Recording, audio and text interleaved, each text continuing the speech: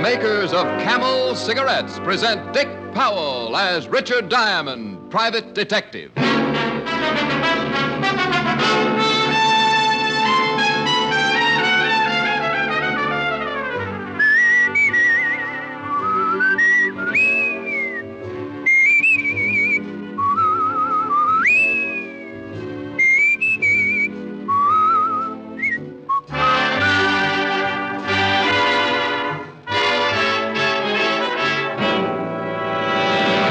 More people smoke Camels than any other cigarette. Yes, Camels are the favorite cigarette of people in all walks of life. Among them are singing stars, actors, announcers, people whose voices are their fortunes, people whose cigarette must be mild. Make the Camel 30-day test and see how mild a cigarette can be. Puff after puff, pack after pack.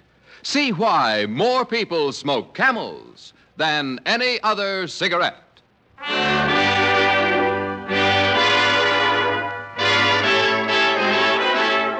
Here transcribed is Richard Diamond, private detective, starring Dick Powell.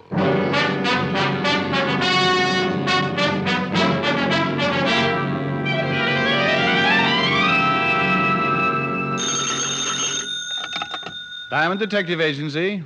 We make homicide pay for 100 a day. Oh, that's pretty terrible. Oh, you should catch me on a bad day.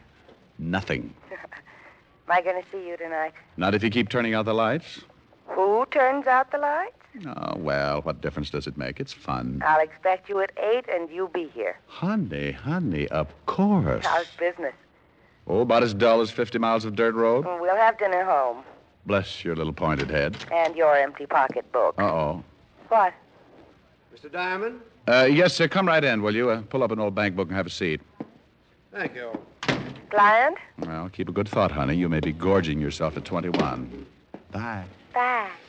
I'd like to hire you, Mr. Diamond. Well, I'd love every minute of it.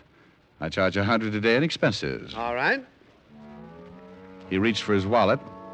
While he was counting his money, I was looking at him. This was the biggest man I'd ever seen. I was getting a nosebleed just trying to see over the second button on his vest.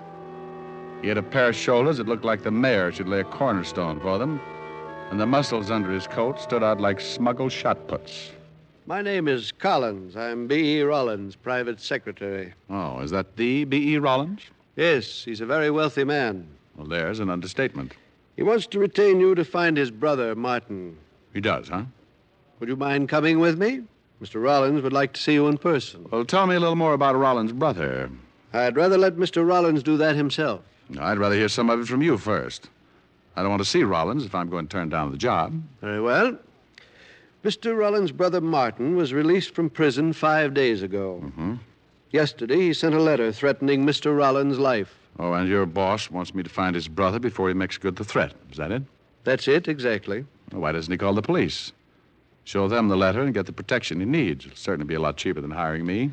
Mr. Rawlins doesn't want any more bad publicity. There was enough of it when Martin was sent to prison. And why did Martin get sent to prison? He embezzled $100,000 from the company funds. Did Rollins try to save him? He was guilty. Mr. Rawlins prosecuted him to the full extent of the law. Was the money ever recovered? No. Goodbye, Mr. Collins. You won't take the job? Oh, now you've guessed. But why?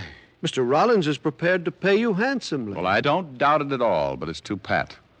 Martin's killing mad because his brother sent him to prison. Rollins receives a threatening letter, but won't call in the police, yet he wants Martin found. Why? I told you. He doesn't want any more bad publicity. So I take the job and maybe find Martin. Then B.E. Rollins is a potential killer in the house. What's he going to do? Try and keep his mind off of things by letting him shrink heads in the basement? Remember, Mr. Diamond, they are still brothers. So were Cain and Abel. You mean you think Mr. Rawlins intends to kill his brother, and that's why he wants you to find him? Well, that's a little crude, but it's certainly a possibility. That's utterly absurd. Maybe so, but no one would blame him. You better try Hearthstone of the Death Squad. Now you're being ridiculous. Mr. Rawlins is a highly respectable businessman. His reputation is spotless. Well, then this looks like too good a time for him to start getting dirty. Goodbye, Mr. Collins. He got up, started to say something, but changed his mind. He turned and walked to the door, ducking his head as he went out.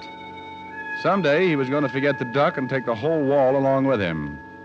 10 minutes later, I got a phone call. Yeah. Is a man named Collins in your office? But he was. He just left. Did you take the job? Who's this? If you didn't take the job, you're fortunate. If you did, you'd better catch up on your insurance payments. Oh, I think so, huh? I think so. This is a family matter, so leave it that way or you're liable to get yourself killed. Look, would the Sherlock and me show if I deduced your name was Martin Rawlins? Hello? Hello? When I brushed Collins out of my office with a quick no, I wouldn't have taken the job he'd offered me for a share in Manhattan Island. But when somebody starts threatening me, it's like telling a 5-year-old kid to stay away from the cookie jar. The quickest way to get me to do something is to tell me not to and try pushing me around. I looked up the Rawlins address, and in 20 minutes, my cab pulled up in front of a big old English house that looked like the summer training camp for the U.S. Mint. Yes?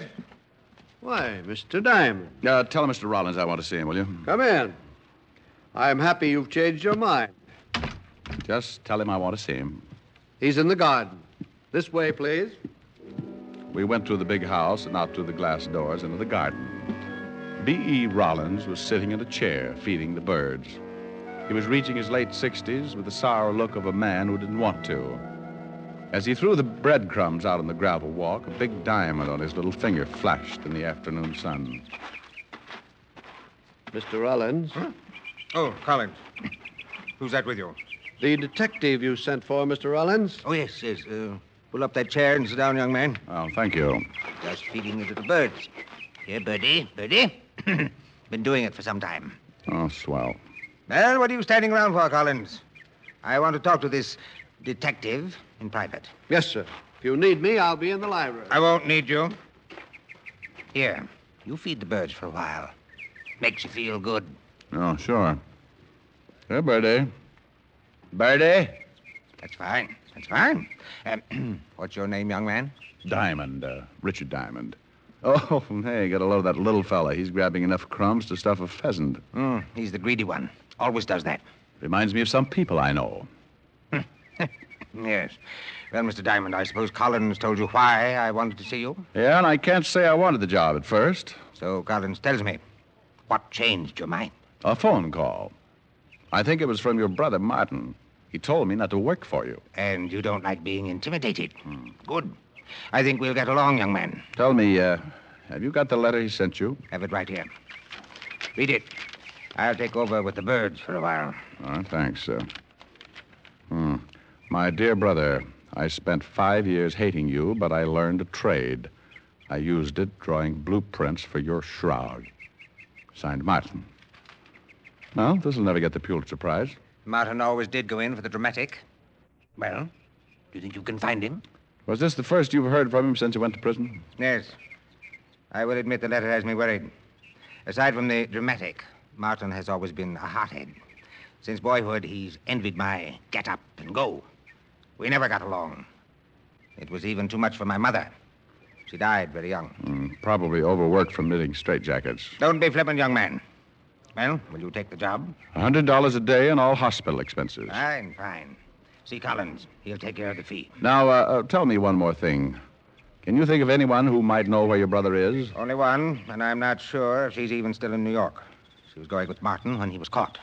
I only met her once, but I will say, if nothing else, my brother showed good taste. Yes, indeed. Well, that's nice. What was her name? Carter. Virginia Carter. Lived someplace in the village, I think, but that was 5 years ago. All right, thank you. Now, what about your secretary, Collins? Can you trust him? Collins is above reproach.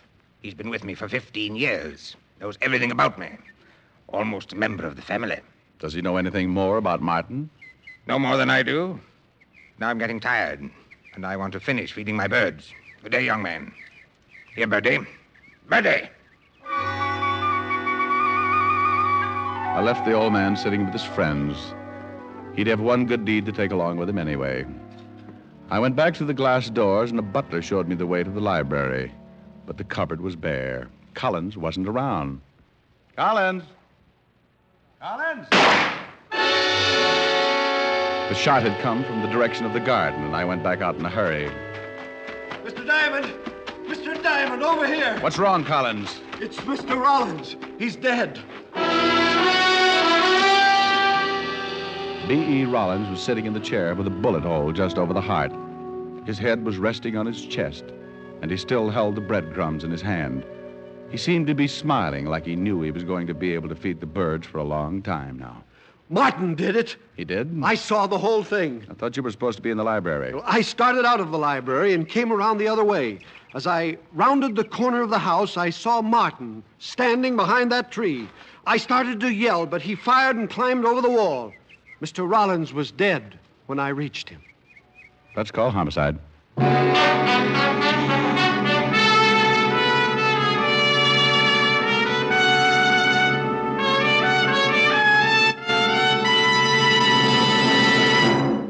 Before we continue with Richard Diamond, Private Detective, here are a few words about smoking enjoyment. Not one single case of throat irritation due to smoking Camels. That's what noted throat specialists reported in a coast-to-coast test of hundreds of people who smoked only Camels for 30 days. That's how mild Camels are. Make your own 30-day Camel mildness test. Smoke only Camels for 30 days and enjoy the rich, full flavor of Camel's costly tobaccos. And see for yourself how mild Camels are pack after pack. See how well Camels get along with your throat week after week. Yes, that's the sensible test of cigarette mildness. For only by steady smoking can you judge the day-in, day-out mildness of a cigarette. Start your own Camel 30-day test today and see how mild, how flavorful, how thoroughly enjoyable a cigarette can be. You'll find out why people say, once a Camel smoker, always a Camel smoker. How mild, how mild, how mild, how mild, how mild can a cigarette be? Make the Camel 30-day test and you'll see. Smoke Camels and see. And now back to Richard Diamond, Private Detective, starring Dick Powell.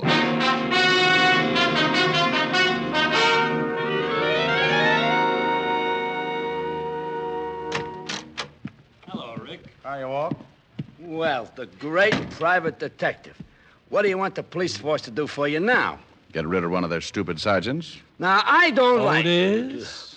Okay. Okay, yeah. This is Mr. Collins, Walt. Lieutenant Levinson, Mr. Collins. Hello, Mr. Collins. How do you do, Lieutenant? The body's in the garden. B. Rawlins, huh? Yep, big time. Rawlins Investments. That's right, Lieutenant. Any idea who killed him? Mr. Collins here says it was Rollins' brother.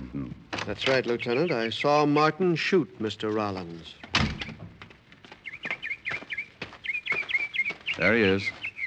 Gee, on such a nice day, too. Isn't Otis a dream? Oh, such a one. Well, right over the heart. Otis, you go... What are you doing, Rick? It was a letter from his brother. A letter? Sure, I read it myself. Holy Ike, it's gone. We searched the whole garden for the incriminating letter and came up with a big fat zero. Then I remembered something that the old man had told me about Martin. Something about a girl named Virginia Carter. I questioned Collins, but he didn't know her. So I put the old mind to work and became my usual shrewd self. I went back in the library, grabbed a phone book, and found the only Virginia Carter listed. It was a wild, long shot, but I grabbed a cab, and 40 minutes later, I was standing in front of her door. When she opened it, I got the quickest scalding in history. Hello. Oh, I bet you have a hard time finding something to wear in July. Do you like it? It's French silk. Love it, love it. What's on your mind? Virginia Carter? Mm-hmm. Now, if you'll stop panting long enough, maybe you'd like to tell me what you want. Well, I'd like to know about Martin Rawlins. Oh, I have not seen him in years. Maybe you've got a picture of him? I've got lots of pictures. Mm-hmm. Maybe there is one of Martin someplace. Well, let's look through the whole flock. I've got lots of time. Before I let you in, you better tell me your name. I don't want you to steal anything from me. Baby, if anybody stole something from you, they get their fingers burned off at the elbows. Mm-hmm. You can come in. She opened the door and walked ahead of me like she'd just oiled her sacroiliac. She led me into the living room and sat down. The shades were drawn. I had a hard time finding the couch. Right here. Oh, wow. Well, how do we look at the pictures with the magic lantern? I thought maybe you wanted to relax for a minute. Well, put something in a glass. I'll cool down. I don't drink. I never keep the stuff around. Well, that doesn't leave you much of a field. Or what do you major in? Cigarettes. Have a Camel? Oh, yes, anytime. I haven't got a match. Well, just hold on to it. It'll light up. I think I better get the pictures. I'll be right back. Just make yourself comfortable. Mm-hmm. Hoop-de-doo, hoop-de-doo. Ba-da-dee-doo-da-dee-dee-dee. Hoop-de-doo, hoop-de-doo. We can start with these. If Martin isn't in this pile, I've got lots more. You're not in a hurry, are you? No, not a bit. Good. This might run into overtime. There was one trouble with the setup. Looking at the pictures with her sitting close was like trying to read a mail order catalog in front of a blast furnace. She handed me one picture at a time, describing each guy in the photographs. I've seen draft boards with smaller clienteles. Several times she stopped and looked at one of the pictures like Diamond Jim eyeing a 10-course meal, then passed the guy to me. After 24 photographs, I started thinking she was the reason for the rise in the vitamin market, and I was just going to mention an old snapshot I had of myself when she thumped one of the collection with a polished fingernail. Martin Rawlins, here he is. Well, he figured to show up sooner or later. How long ago was this taken? Well, I could not say exactly, but I'd guess about 6 years. Well, you should keep a file. How'd you get along with Martin? All right, I guess. He had money, and he showed me a good time. What else do you know about him? He has a brother with a checking account at Fort Knox. Any unusual habits? Yes, but they wouldn't help you find him. Oh, yes, he used to play a saxophone. A hobby? No, not exactly. He played around town with several other small bands. He was a nut on jazz. Did he make money at it? I guess so. Well, thanks, baby. I'll stop around again sometime and take a look at your parlor. I'll spin a nice soft web. Mind if I take Martin with me? Not if you bring back a picture of yourself. Maybe I'll just bring my camera. You can take it. Good. That's why I keep the room so dark. I like to develop things. I hated to leave, but my hair was on fire. She'd given me one lead. Martin was a musician of a sort, and sometimes he made money at it. I started to cross the street to catch another cab, and I was halfway there when I heard the car. It was an old trick. You drive by fast, open your door, and if anyone is in the way, he winds up with a face full of automobile. I picked myself up and thought about chasing him, but he was so far down the street I couldn't even get the license number. I grabbed a bug-eyed cabbie and had him take me to local 802 of the Musicians Union. I went in, and a little short guy with a twitch looked up at me from behind a big desk. Something I can do for you, Pops? Bad twitch. Yeah, too much bop. Tell me, do you know Martin Rawlins plays the sax? Has he got a card? He makes money. Then if he ain't, he better have. I'll see if he does, will you? I'm an old friend. I'd like to get in touch with him. You look like a cop. And I've got a shiny little badge. Oh, wait a minute. I'll see what I can find. Cop, huh? Now look what you done. You got me twitching more than ever. Between twitches, he found what I was looking for.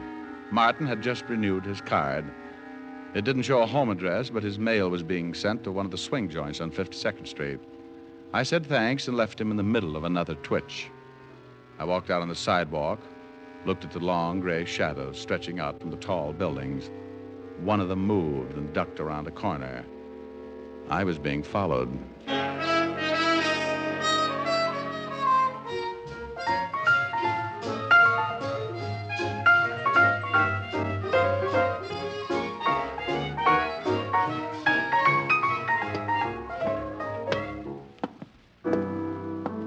Fingers, gonna bother you for a minute? No, but you can talk to me. Move in, lean on the piano. Good. You know a Martin Rawlins? Well, sure, he blows here. Which one is he? He's off tonight, got a phone call and took off. You know where he lives? Yeah. Well, here's 5. Come down and remember the address. What do you want him for? Here's another 5. What difference does it make? Solid. It's got a little pad on 5th Street, 59 East. Now, don't put me on, Dad. You got troubles? I'm going to ask him. Crazy. I like his style. And when you got time, drop back and listen to the band. I don't think I could stand the altitude. Crazy guy. I went out fast, and 10 minutes later, I was standing in front of Martin Rawlins' apartment. I tried my knuckles and waited. I tried again and put my ear to the door. I didn't hear it at first because it was so faint. A light scraping sound like rope over wood. I tried the door.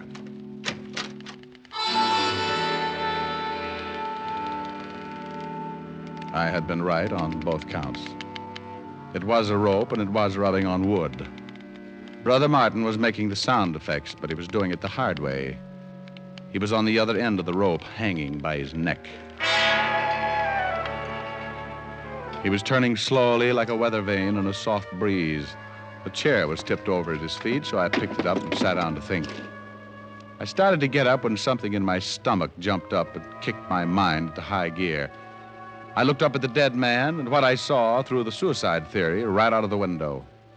Sitting in the chair, my head was just on a level with his shoe tops. If he had used the chair to stand on, he would have still needed a ladder just to tie the rope to a beam.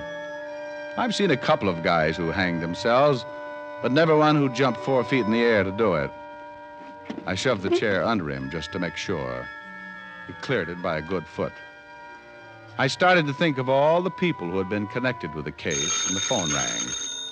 I knew Martin would have trouble answering, so I helped him out. Hello? Hello, Martin. Well, he's tied up right now. Who is this? Well, hello, honey. Still collecting pictures? Oh. Hello? Hello? Antisocial.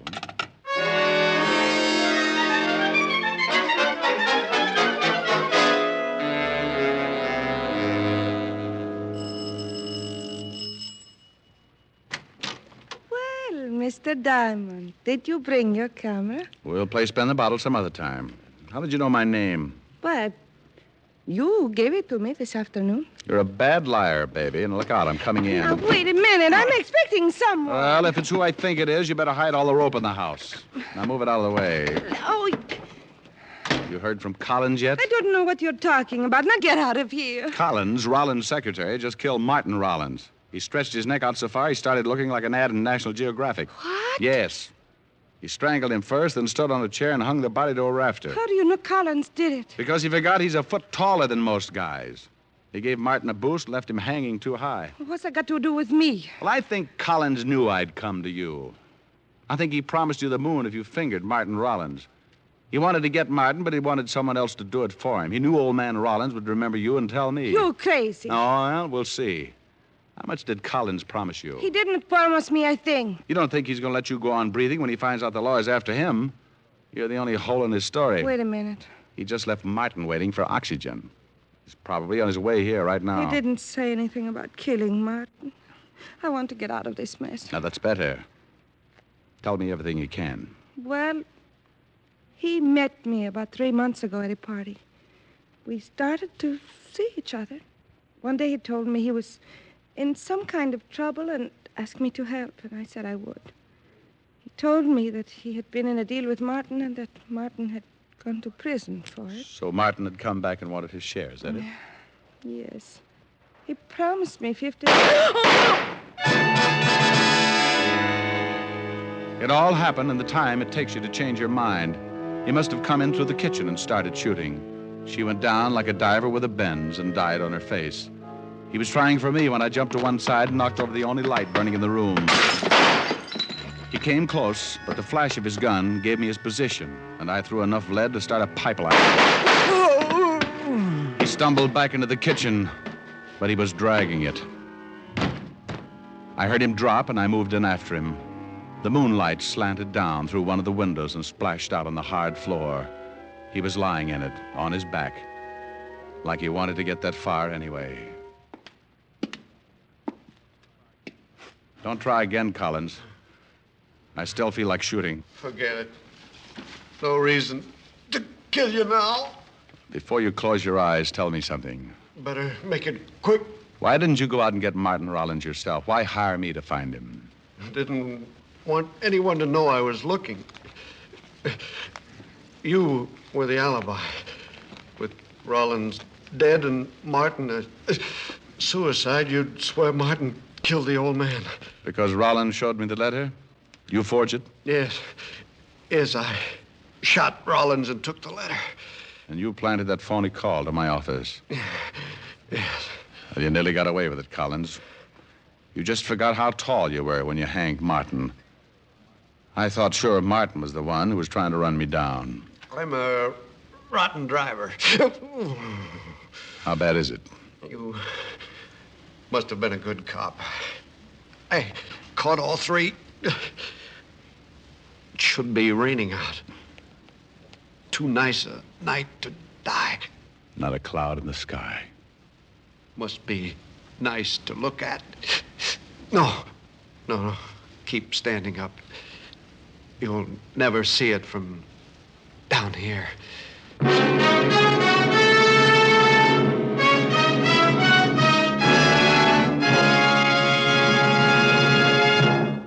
Dick Powell will return in just a minute. What cigarette do you smoke, Doctor? That question was asked of doctors in every branch of medicine, doctors in all parts of the country. What cigarette do you smoke, Doctor? The brand named most was Camel. Yes, according to this recent nationwide survey, more doctors smoke Camels than any other cigarette. Camel's costly tobaccos are properly aged and expertly blended for your smoking enjoyment. Make the sensible cigarette test, not just a puff, not just a sniff. Smoke Camels for 30 days and see how mild, how flavorful, how enjoyable a cigarette can be. How mild, how mild, how mild, how mild, how mild can a cigarette be? Make the Camel 30-day test and you'll see. Smoke Camels and see. Here's Dick Powell with a special message. Thank you. Ladies and gentlemen, as a tribute to the men and women who have served our country, the makers of Camel cigarettes send gift cigarettes each week to hospitalized servicemen and veterans. This week, the Camels go to veterans' hospitals, Fayetteville, North Carolina, and Des Moines, Iowa. U.S. Air Force Hospital, Bolling Air Force Base, Washington, D.C., U.S. Naval Hospital, Memphis, Tennessee. Now, until next week, enjoy Camels. I always do.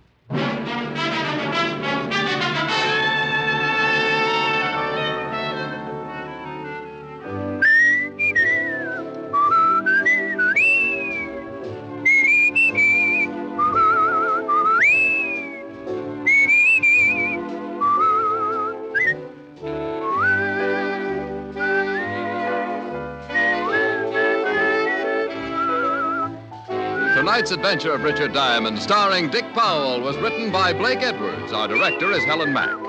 Featured in tonight's cast were Virginia Gregg as Virginia and Ted Osborne as Rawlins. Tom Tully was Collins, Arthur Q. Bryan is Lieutenant Levinson, and Wilms Herbert Otis. Men, pack your pipes with Prince Albert. The rich flavor and natural fragrance will tell you why PA is America's largest selling smoking tobacco. Prince Albert's Choice Tobacco is specially treated to ensure against tongue bite, and it's crimp cut to smoke cool and even. Get Prince Albert. It's the national joy smoke. Listen next week for another exciting transcribed adventure of Richard Diamond, starring Dick Powell. This is Your FBI. The official broadcast from the files of the FBI follows immediately. Stay tuned. This program came to you from Hollywood. This is the American Broadcasting Company.